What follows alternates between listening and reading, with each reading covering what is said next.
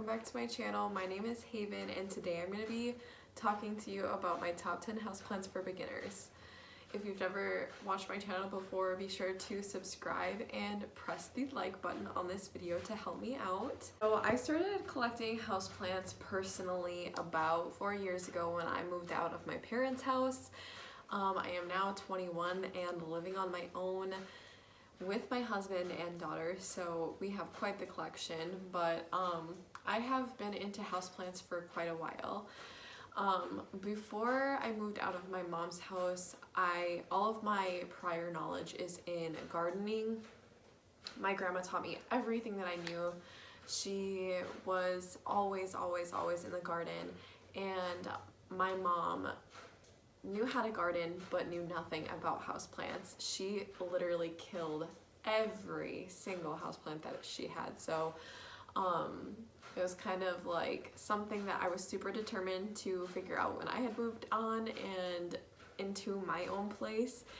And I'm definitely not a professional or anything like that, but it is my absolute favorite hobby and I just love doing it. So I've compiled this list on just stuff that I know about the plants, and I'll share with you some of the reasons that I chose them for my top 10 list. I just think that these are the most easy to care for, they're the most rewarding, and if you love them, they will love you back. So yeah, without further ado, let's get started. So the first plant that I have is a golden pothos. I absolutely love this plant because it is just so easy to care for. It is a really fast growing plant and it is super fun that way. It is also really easy to propagate, so if you are someone who is looking to start learning about that or maybe start trading plants, this is a great one to start with because you can take cuttings, you can root them in water, sphagnum moss, or even dirt, and they are super fast growing. Like I said, their nickname is Devil's Ivy, and they definitely live up to their name because they will take over any pot and any plant if it is in there with it. So I also really like this plant because there are many varieties of it. I personally have 4, so this is golden pothos up here in this huge pot right here. I have marble queen and jade, and then I also have a silver satin. Once I'm done with this video, I'll show you guys a quick overview of the shelves. My husband just moved them into the living room and I'm so excited about it. He has kept we had a rule where I had to keep all of the plants in the kitchen just because it was a lot easier for our setup with our grow lights and everything, but we finally have enough shelves and lights and everything so we can break up the plants and have them separated, so they're in the living room. So day made for me, but anyways, I'll show you guys a little tour after I'm done. Plant number 1 is pothos. Alright, plant number 2 that I chose is Tradescantia. I really like this plant just because it is so gorgeous. It has these really shimmery leaves. I just can't get over how pretty they are, and then on the bottom side they have like this really pretty burgundy purple color. So I just love this plant. I actually originally got these as 3 little cuttings and they have taken off since I put them in this little pot, and I think it's super cute because you can kind of watch the roots grow. So I just love this plant. I actually just took more cuttings of it and traded them, so it looks a little bit small, but I have no doubt within the month it'll be at least this size once again. So I really like this plant. The next plant that I have chosen is a classic jade. This plant is just gorgeous. It's such a like iconic houseplant. I feel like everyone has a jade. They're just gorgeous and super easy to care for. You only have to water them, I mean, maybe monthly if that. They like high sun and they're pretty easy to propagate too. They come in a few different varieties. I have 2 different varieties, so I will show you my other one. This one specifically is a flat leaf jade. I also have my other one's called a golem jade, so I'll show you that a little bit later. But I just love them. They're super easy to care for. kind of like succulents or cacti. Like, I sometimes forget that this is even in my collection, but then I'll check it out the next month and it has a whole nother branch on it, so it's really fun, and I just love this guy.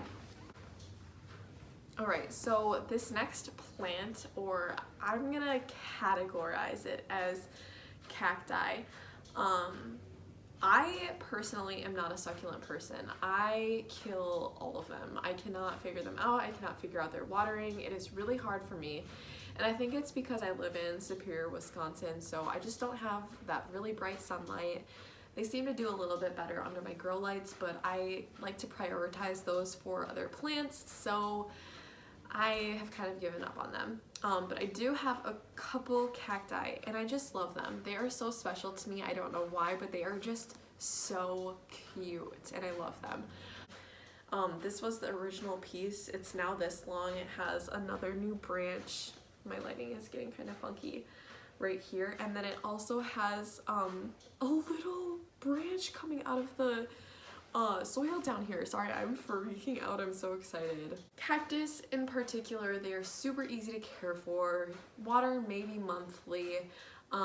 They're pretty easy, and I just like them because they're a little bit more easy to gauge. You can tell when they're thirsty. They get like this wrinkly texture on them, and you know that they need just this little drink, and they're so easy. That's it. That's literally all you do for them. Alright, so the next plant that I have chosen is a Sanseviera, or more commonly known as a snake plant. I really love this plant. It also happens to be, sorry, my lighting is getting funky as the time goes on. This is also one of my husband's favorite plants. Lighting is getting funky as the time goes on. This is also one of my husband's favorite plants, but I just love them. They're super easy to propagate. They're really easy to care for, kind of like cacti or a succulent. They don't need to be watered much. They don't need much light at all. That's why I actually like them more than succulents, because we don't have much of it living up north, and so these plants do great. You can throw them in the living room and they kind of brighten up any room, and they're just so cool and spiky and cute. So I always highly recommend these for beginners that just don't have tons of light in their home or don't have lots of time for watering. So the next plant that I'm going to be talking to you guys about is a Monstera, and this one is a Monstera adansonii, the wide form. I have quite a few different varieties, but I just really highly recommend having a Monstera. Not only is it super cool to have a Monstera, they're just gorgeous plants. I don't know, maybe it's just me, but I love them. I love their huge circular luscious leaves, and I just love like the green of their foliage and the holes and splits that they get as they mature. They're so pretty to me. So yeah, I don't know, obviously you can tell I really like Monstera. They're just super easy to care for. You can water them maybe weekly. They really tell you what they want. When they're thirsty, they droop. When they are looking to climb, you can tell, especially with Monstera deliciosa, they shoot out these huge chunky aerial roots, and they're just so cool. I love them, love them. I love any type of plant that you can train to grow, and I feel like these guys are very capable of doing that. Whereas, you know, with like the adansonii, this one specifically, before I got this, I bought it as a huge hanging pot. The girl that had it didn't know what she had, and she had no idea how to care for it, and I decided I wanted to make this cute little bamboo trellis and get it growing so that it would get all these huge fenestrations in it that I want so bad. So that's the plan with this guy, but it's just fun because you can kind of get it to grow how you want it to look. Maybe you can see it a little bit better now, but this is one of my absolute favorite plants. Alright, this next plant that I have picked, this is going to be a little bit weird because it's so big, so I can't really sit back down. This is called a Philodendron. This is just a classic heart-shaped Philodendron. I absolutely love this plant. It is super fast growing, and it's just so elegant and gorgeous.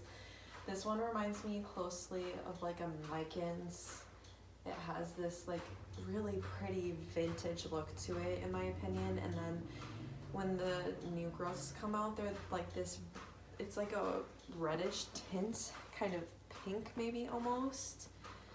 And I just love it. I just think that they're so pretty. As you can tell, I'm gonna say a lot that I love these plants, but that's because they're my absolute favorite.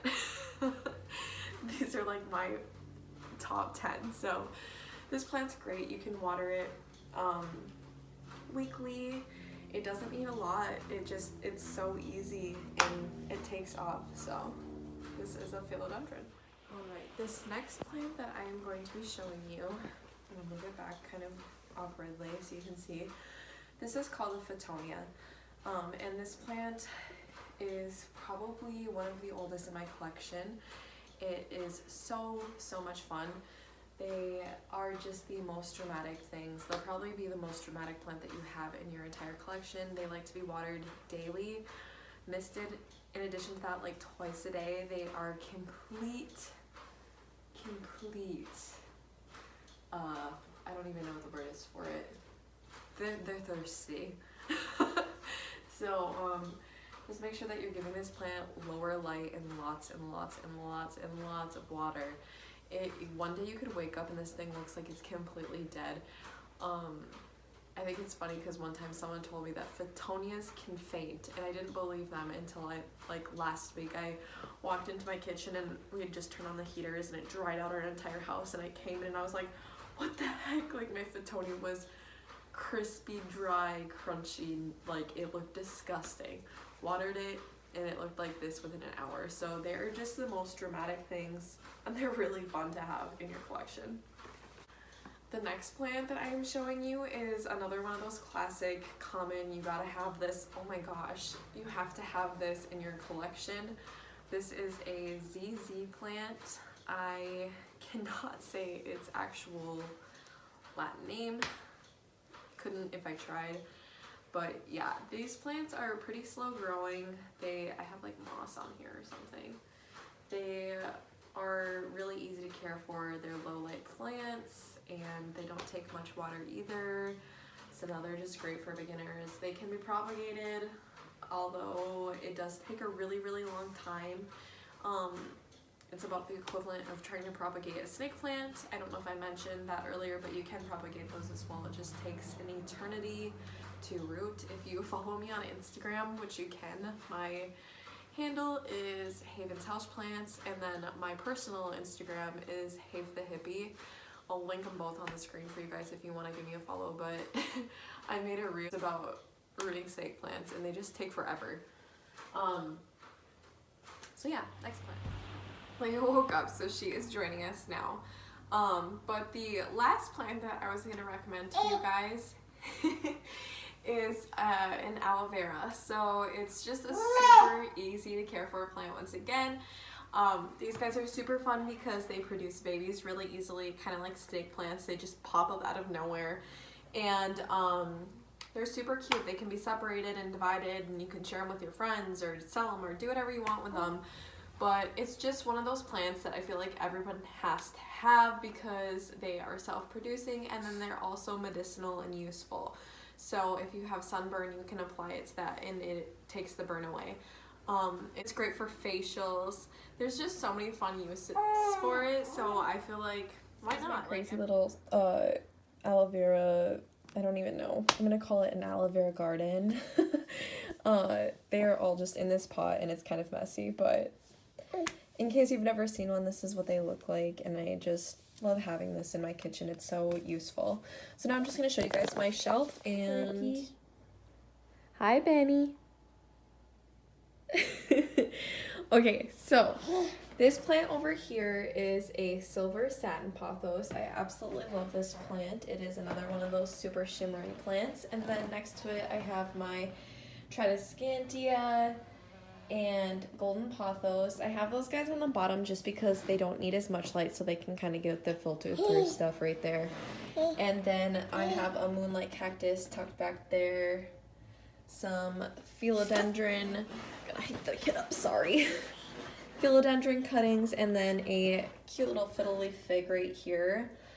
And then up here I have some Pilea babies, and up here I have some Pilea babies, as well as some. So this is Monstera Adansonii. This is narrow form. And then we have some Christmas cacti and Monstera deliciosa seedlings.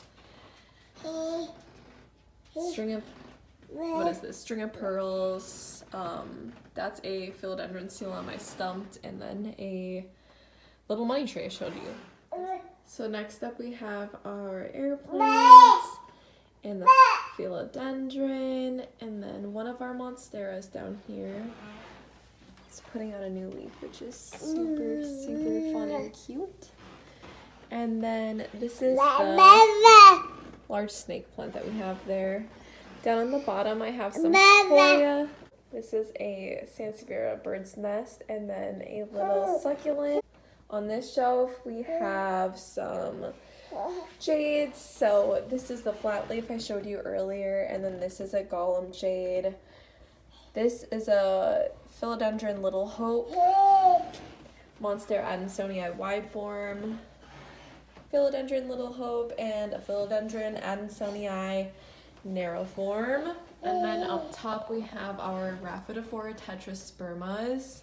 So this is another type of Monstera. You guys are not familiar. And then in the little pots are Monstera deliciosa seedlings that we are growing. And then up top we have our Marble Queen Pothos mixed with Jade.